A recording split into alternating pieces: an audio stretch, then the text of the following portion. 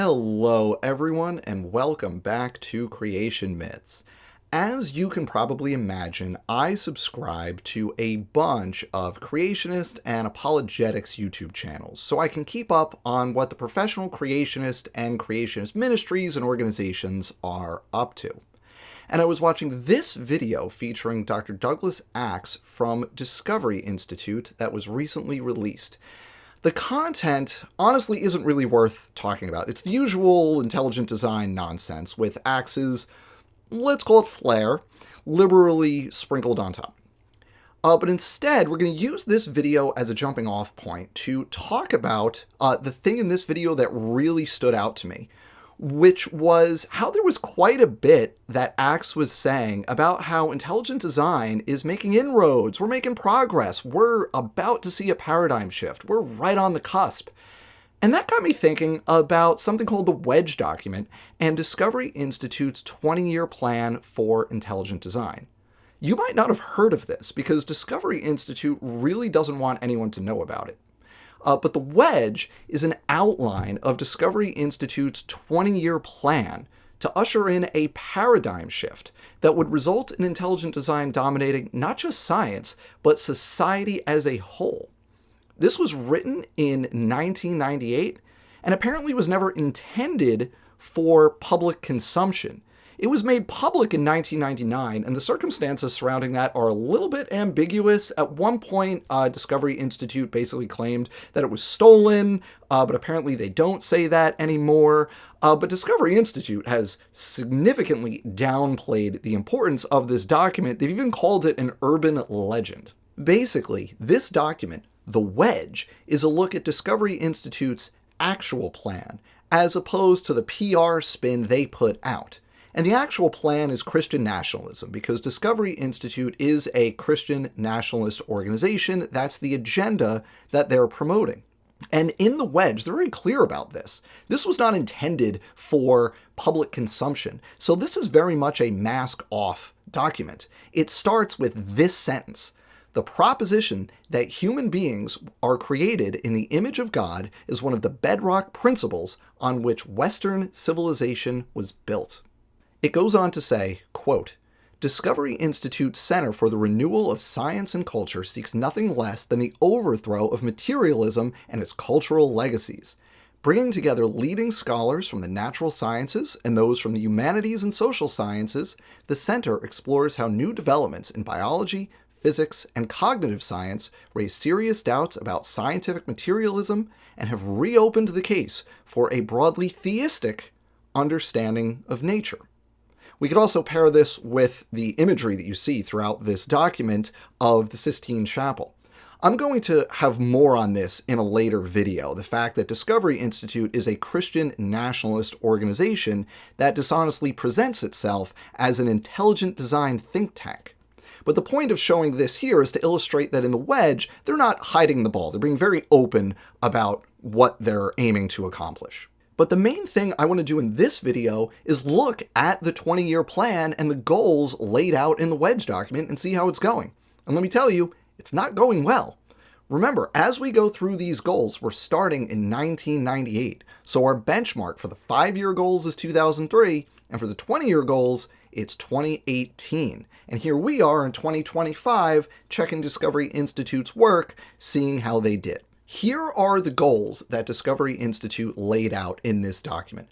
I know the quality isn't great. I'm working here from the scans of the leaked document. Now don't worry, if you can't read this, that's okay. We're going to zoom in to each little part. So first, let's look at this top category, the governing goals. And there are only two here. The first is, quote, "to defeat scientific materialism and its destructive moral, cultural, and political legacies."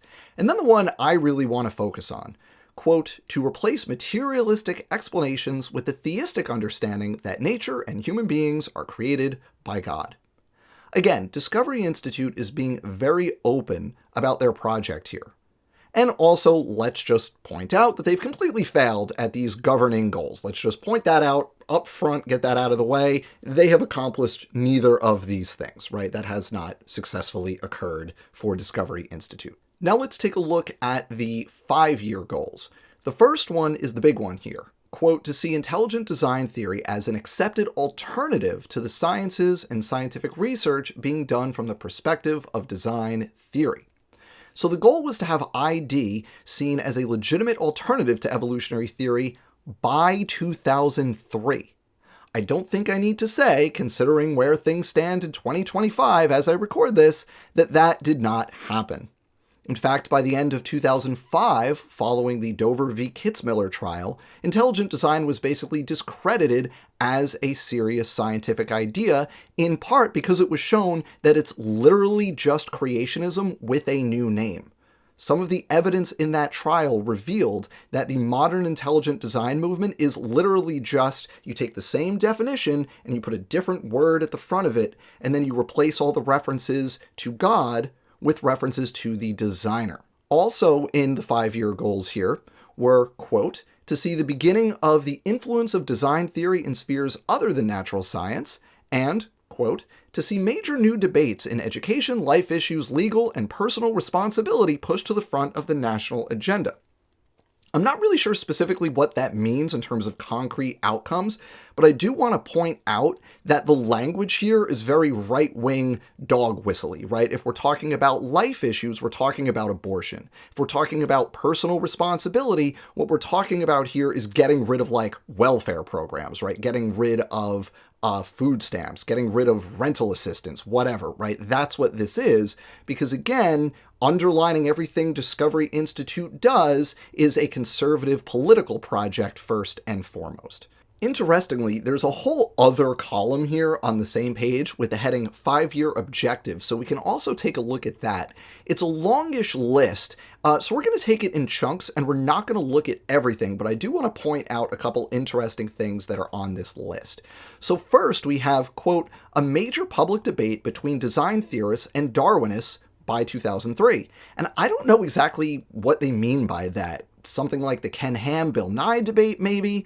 They did have the episode of Firing Line in 1997 with David Berlinski, Michael Behe, and Phil Johnson, where Ken Miller somewhat famously stole the show. If you haven't seen this, highly recommend it. I've linked it down below. You should totally check it out. There have also been plenty of subsequent debates over the years, though, so I think this might be one where we can say mission accomplished, though for the most part ultimately with the same level of success as W here.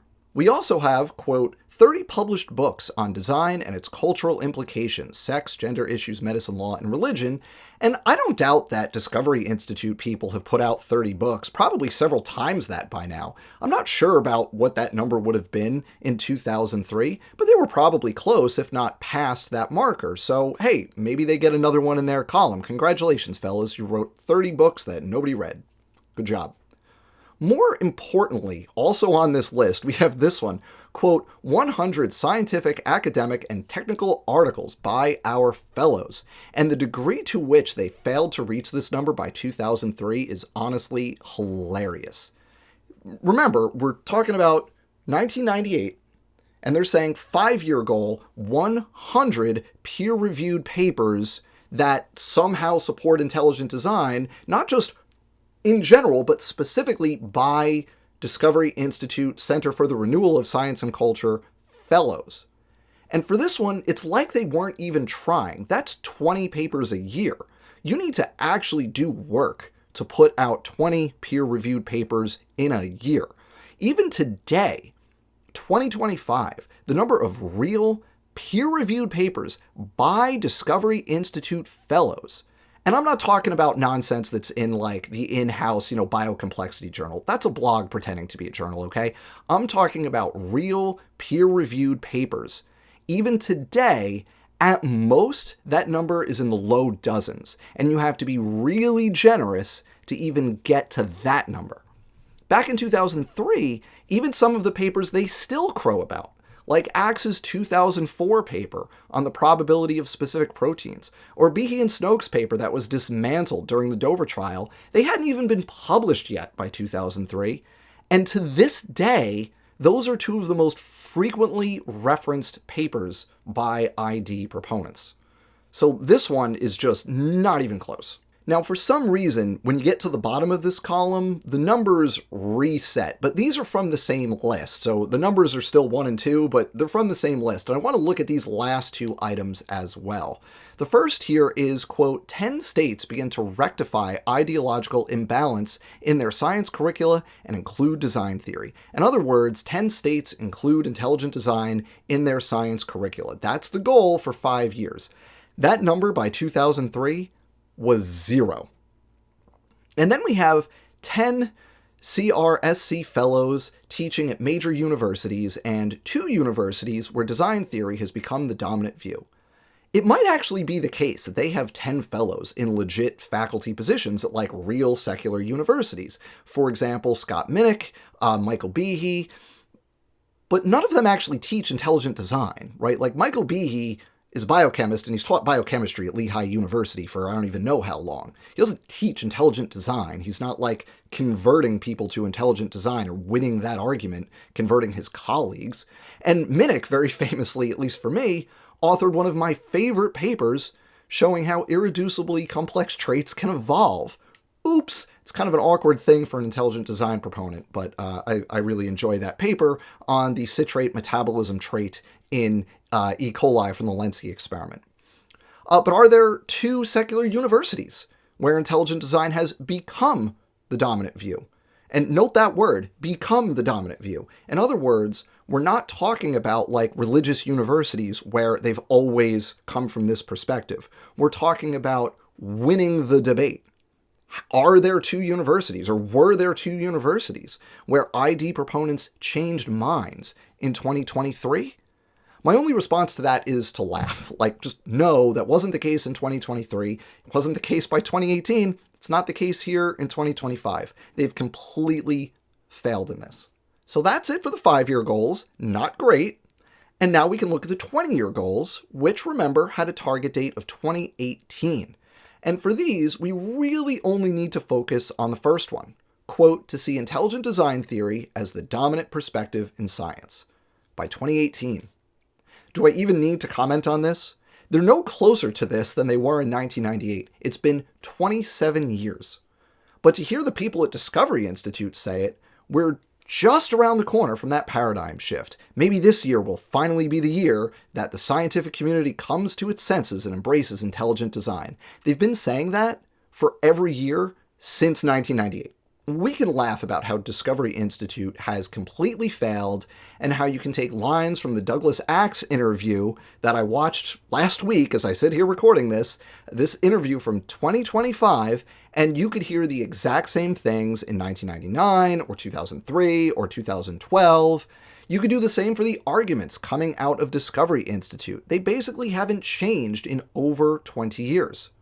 But I do want to point out that outside of Discovery Institute specifically, Christian nationalism is making a lot of progress in the United States in 2025. It's actually kind of funny how badly Discovery Institute has face-planted despite the movement as a whole making lots of political headway.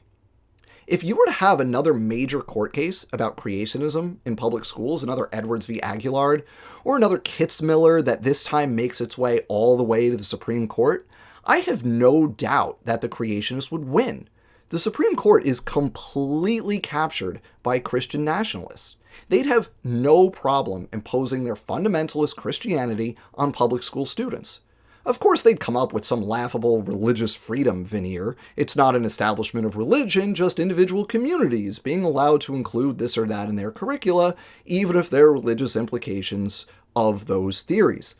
Of course, try to teach any other creation story and see what happens, right? But that's the Orwellian logic that they'd use. They'd allow this state or that city to impose creationism on their public school students under the veneer of religious freedom. In fact, I bet something like that happens sooner rather than later. But you know what? You can't legislate reality. A court can't rule against facts. Intelligent design is a political project, and it's very likely they notch a big political win in the next few years. But overturning the paradigm of science, that's something they'll never accomplish because, frankly, they don't have the juice. And we know that because here we are, 27 years after the Wedge was written. And are they today, in 2025, any closer to achieving the goals they set out way back in 1998 to meet by 2018, to overturn materialism as the dominant paradigm of science in favor of design theory? Nope. They're as fringe as ever, not only with no steam in the scientific community, but practically no awareness. Ask most biologists about intelligent design or creationism, and they'll be surprised it's still a thing. I know this is the case because I've done that. And the reaction I get is, oh, you follow creationism? What an adorable hobby. I didn't even realize they were still out there. Is that still a thing? That's what most biologists think about creationism. Discovery Institute, if you were serious about science, if that's what this was all about instead of the politics that it's actually about, you'd be going to real conferences. You'd be trying to publish in real journals instead of your in-house blog, making your case and trying to change minds. None of this biocomplexity nonsense, just cosplaying, doing peer review. No cutesy YouTube videos, forever talking about the inevitable paradigm shift, like a doomsday preacher who has to keep pushing the date back. Actually, there isn't much of a difference there as you might think, is there, right? We're always just around the corner from whatever that mythical event is. So that's it for Discovery Institute's 20-year plan to impose a design-based paradigm on society. No closer than when we started 27 years ago. Keep fighting the political fights, folks, because that's what this is really about. Despite the spin, Discovery Institute has pretty clearly given up on winning the scientific argument, and they, like conservatism in general, Christian nationalism in general, are going to use politics rather than persuasion to win the fight. And the only way we're going to keep them from doing that is if we fight back ourselves. Thank you all for watching. Please remember to hit the like button, subscribe to the channel if you aren't already a subscriber, leave a comment, share this video, and if you want to support what I do here, please consider becoming a channel member. Channel members get early access to all of my pre-recorded videos. As soon as I upload them, you get to watch them. You don't have to wait for the public release. Thank you all again for watching, and as always, don't get fooled.